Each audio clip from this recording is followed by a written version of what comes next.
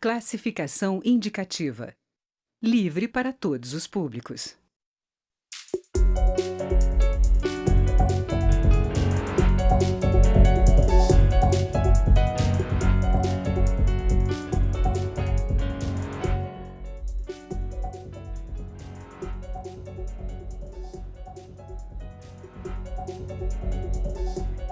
Olá!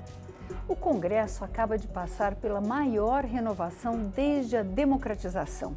Na Câmara dos Deputados, a renovação chega perto de 48% e no Senado beira 87% dos 2/3 de vagas que foram preenchidas em 7 de outubro.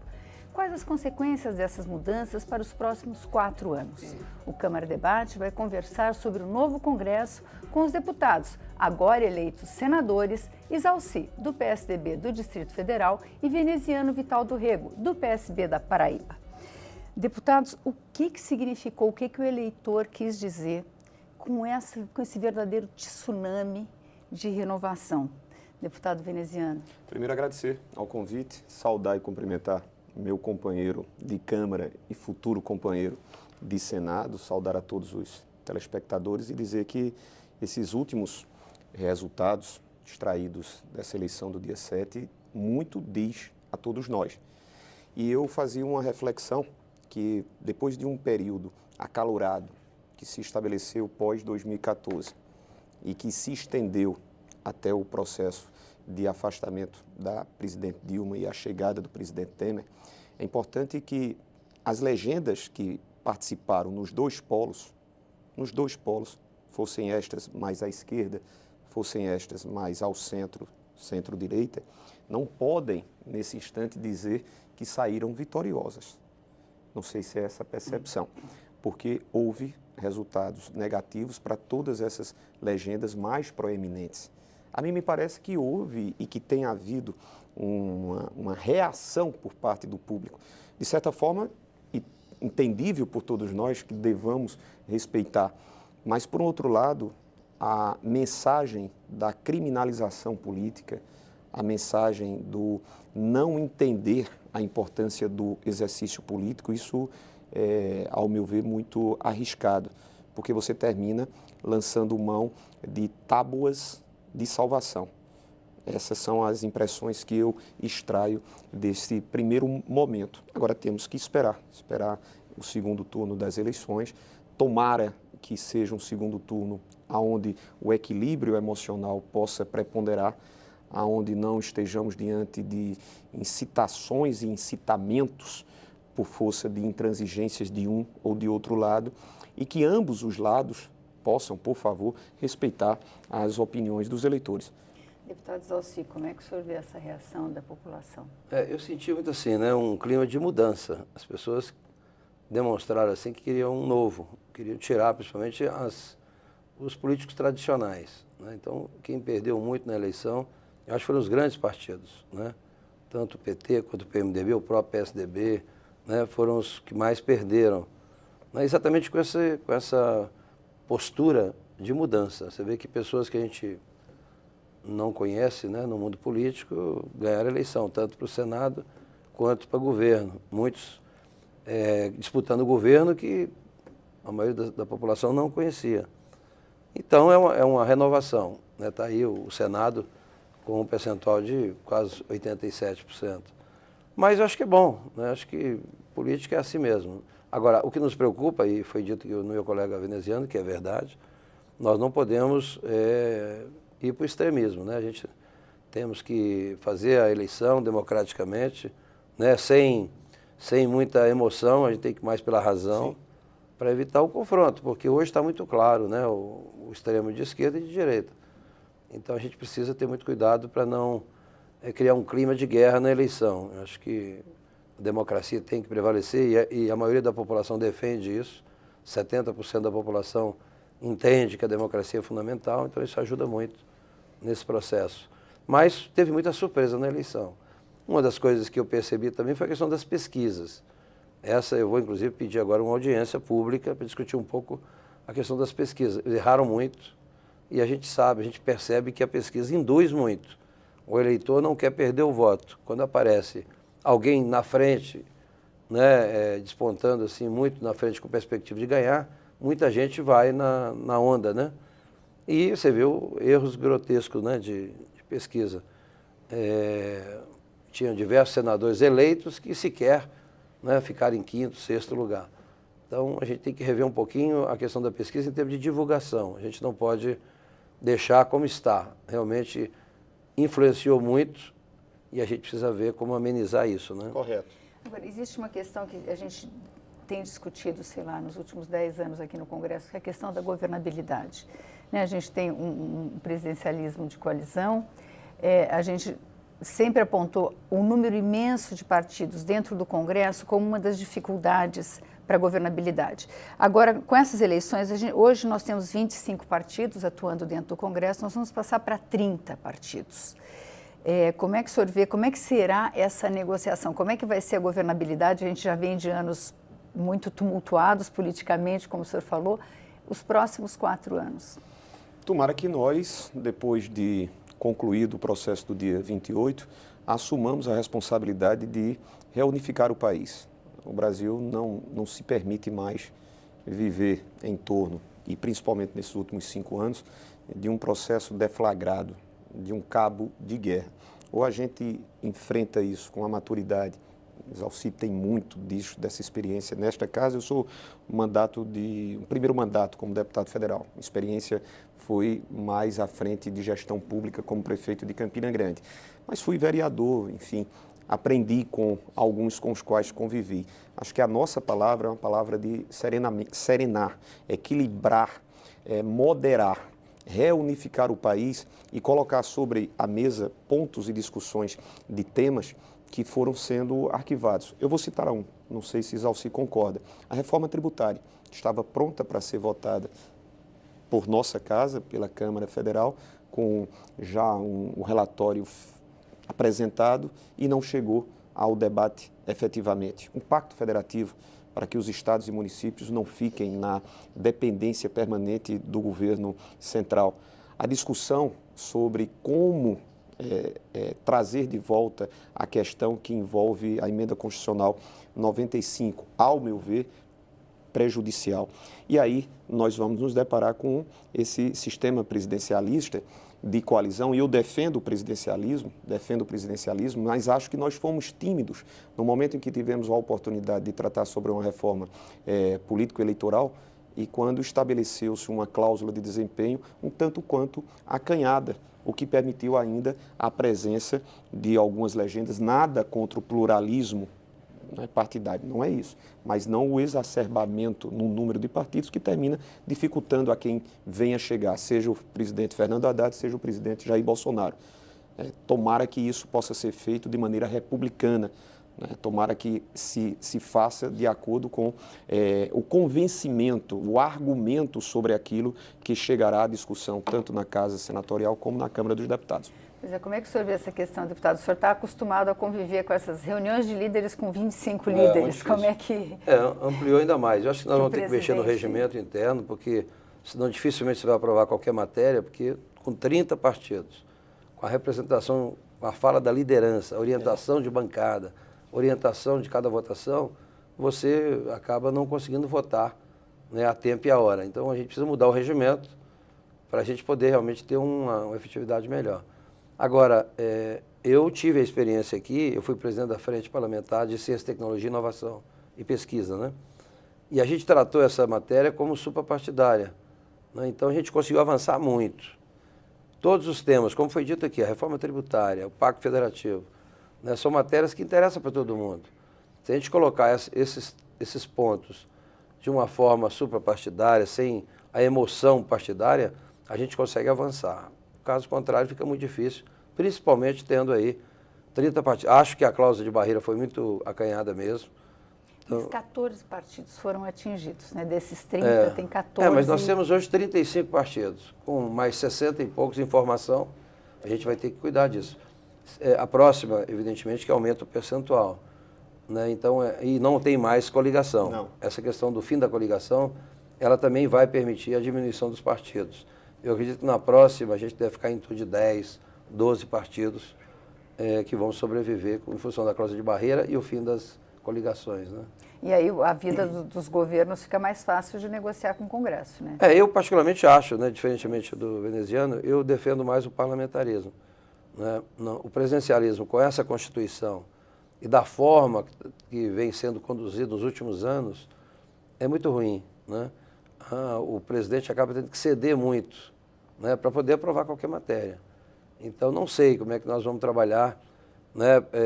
Por exemplo, com o Jair Bolsonaro, né, ele tem hoje a segunda bancada. Pode ser que agora, com a questão dos partidos que não conseguiram, né, a cláusula de barreira, pode ser que o PSL consiga a maior bancada.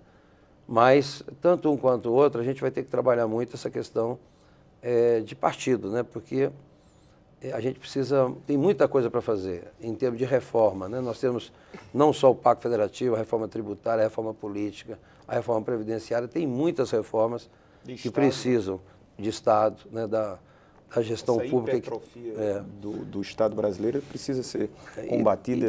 E a gente só consegue nesse sistema aprovar no início, não adianta. Daqui 2 anos vai ser difícil aprovar qualquer mudança radical e é necessário isso, né? Então a gente vai fazer um pequeno intervalo e volta conversando sobre como vai ser a pauta do próximo ano.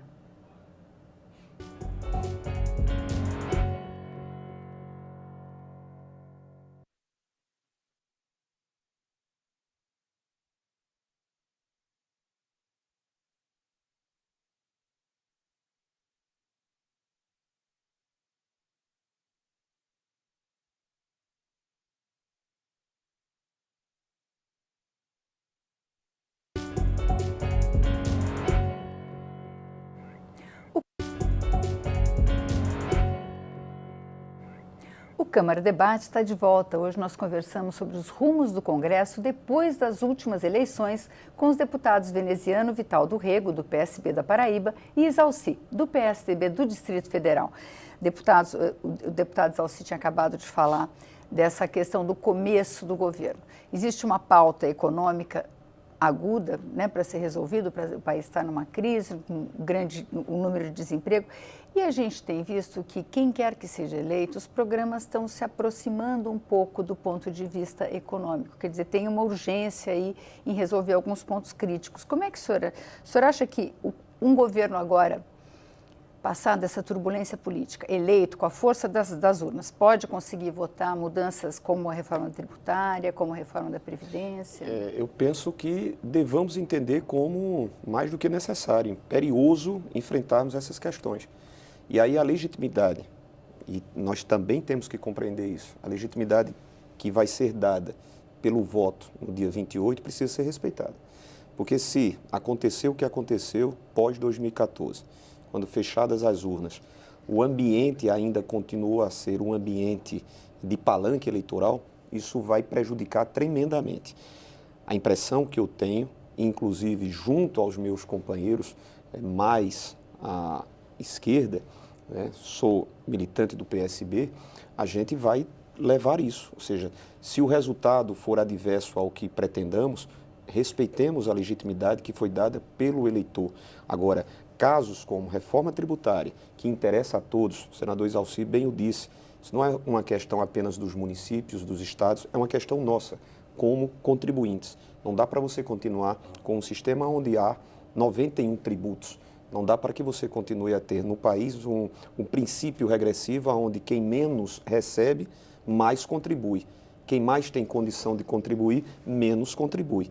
Você também não pode deixar de discutir questões que vão corrigir alguns desacertos. Eu sou da tese, me perdoe Isalci, que a reforma trabalhista, em que pese ter alguns pontos importantes, outros precisavam ser corrigidos, como a relação intermitente de trabalho, que inclusive o Senado Federal se comprometeu de fazer essa correção e não o fez.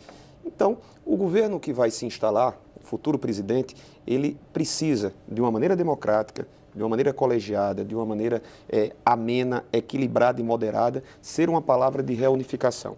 E o melhor momento para essas discussões é no instante de chegada. O senhor acha, deputado Isalci, que o Brasil vai conseguir superar? A gente perdeu um elemento aí que era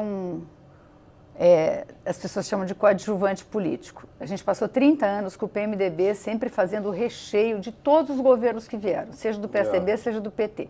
o PMDB saiu menor, saiu um partido médio dessas eleições. O senhor acha que a gente consegue chegar, levar para o centro e fazer um acordo, acabar com esse clima de animosidade? Eu acho que sim, é necessário, né? A gente, acima dos interesses partidários, a gente tem que ver o país, né? Nós estamos num quadro muito ruim, muitos desempregos, por isso que acho que a reforma trabalhista ela foi fundamental.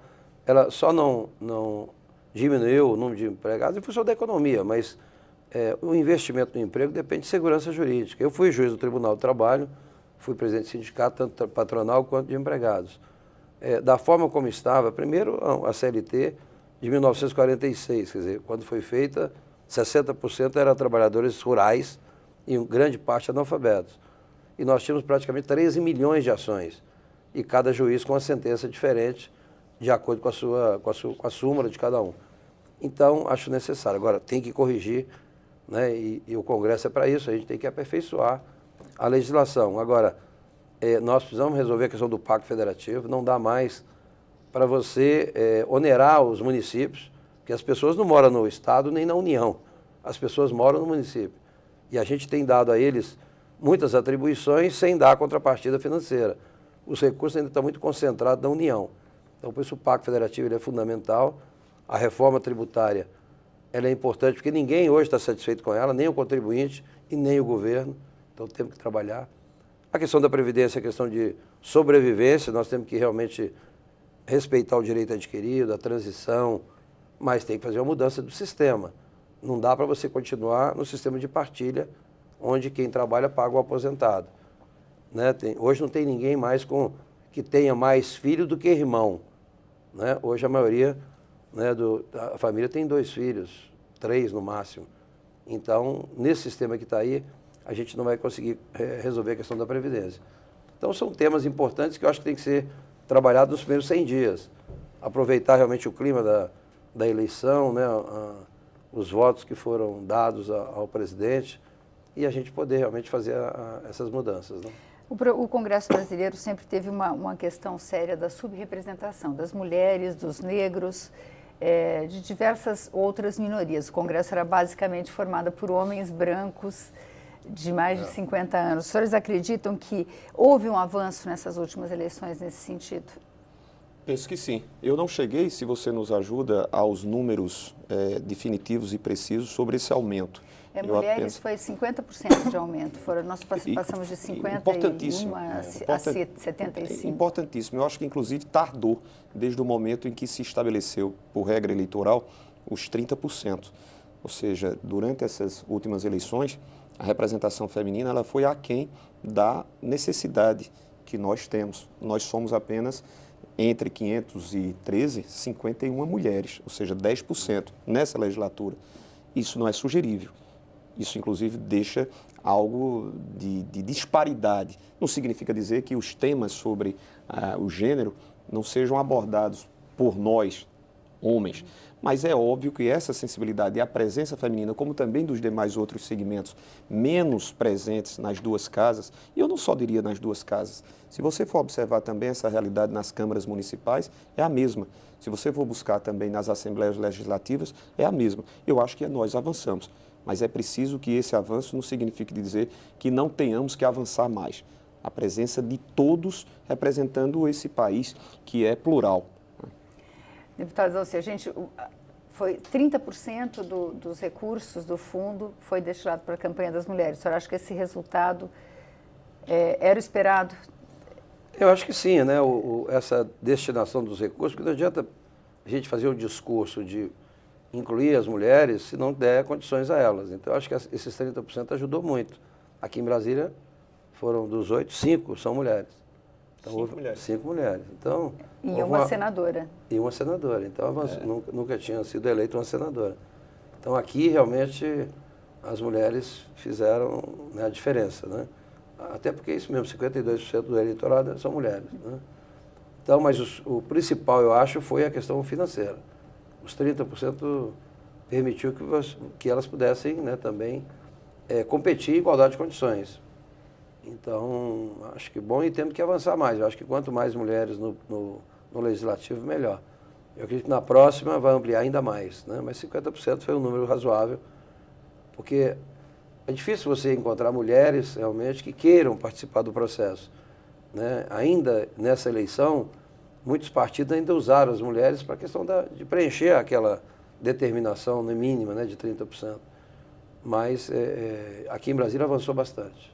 Eu queria só para encerrar, cada um dos senhores, por favor, falasse um minuto do que os senhores esperam para os próximos 4 anos.